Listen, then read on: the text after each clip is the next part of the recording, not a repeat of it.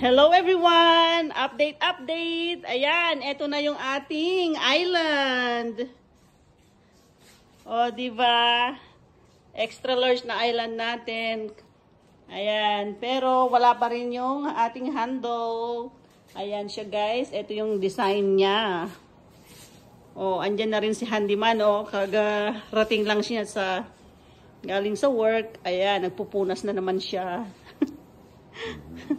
Tapos, eto naman yung ating counter. Ayan siya, countertop natin. Eto din, ayan. And of course, eto na yung ating sink. Pero hindi pa natin pwedeng gamitin for 24 hours daw. Kasi may nilagay sila dyan na ano, mga kaking-kaking, ayan. Wow.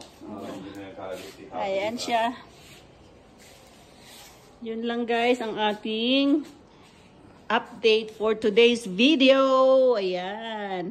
Kulang na lang ang upuan. Tapos yung facing niya dyan para maging isang kulay niyan. At saka yung mga, of course, mga handles niya. Yun lang guys for today's video. Thank you so much for watching. Bye! Where's the other stuff? Oh, there it is. Nice. Oh, that's more like it. That is